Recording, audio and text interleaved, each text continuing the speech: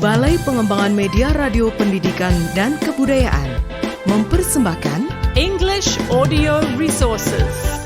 Smile and shine, let's elevate your listening skills. Only with ears, English Audio Resources. Sahabat cerdas, selamat berjumpa dalam media audio English Audio Resources untuk siswa kelas 9 SMP, MTS, atau yang sederajat. Hari ini, kamu akan belajar bagaimana memberi dan meminta informasi terkait keadaan atau tindakan atau kegiatan atau kejadian tanpa perlu menyebutkan pelakunya. Judul program kita hari ini adalah It's made of fish.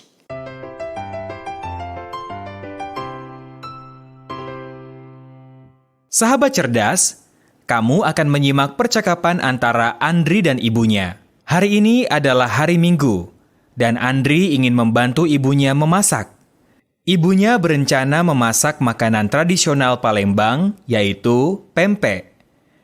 Andri belum tahu caranya dan menanyakan bagaimana membuat pempek. Listen carefully, simak baik-baik ya. Mum, what will we cook today? I want to help you prepare our meal. What about making pempek? Wow, good idea.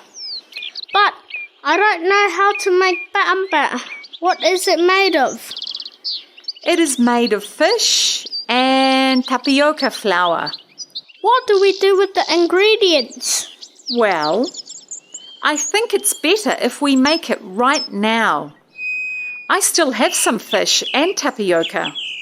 Great, I'm curious to know how to make pempek. Let's go to the kitchen, Mum.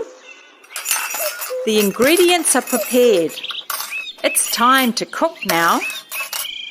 First, the ground fish is mixed with the tapioca and water to make a thick dough. Okay, I'll make the dough. It's thick enough. Will it be fried now? Not yet. We'll make the dough into some shapes and different sizes first. What should we do next? Next, the dough is boiled until it floats. After that, the cooked pempek is deep fried. The last step is making the sauce. You know, pempek is served with a light sauce called cuko.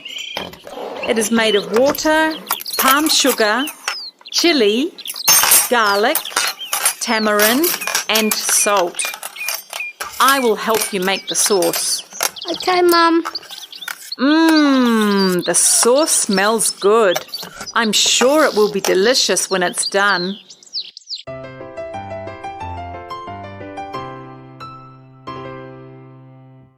Sahabat cerdas, berikut adalah contoh untuk meminta informasi terkait keadaan atau tindakan atau kegiatan atau kejadian tanpa perlu menyebutkan pelakunya.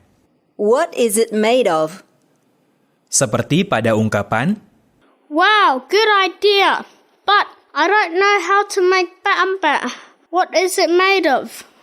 ide yang bagus, tapi saya tidak tahu cara membuat pempek. Dibuat dari apakah? Contoh ungkapan lain yang digunakan dalam dialog adalah Will it be fried? seperti pada ungkapan, It's thick enough. Will it be fried now? adonannya sudah cukup kental. Apakah adonan ini akan digoreng?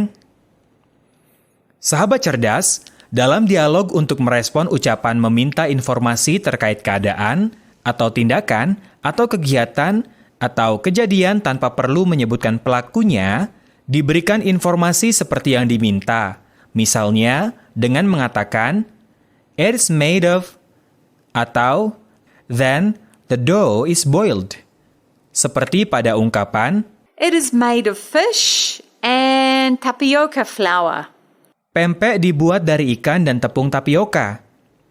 Next, the dough is boiled until it floats. Kemudian, adonannya direbus sampai mengapung.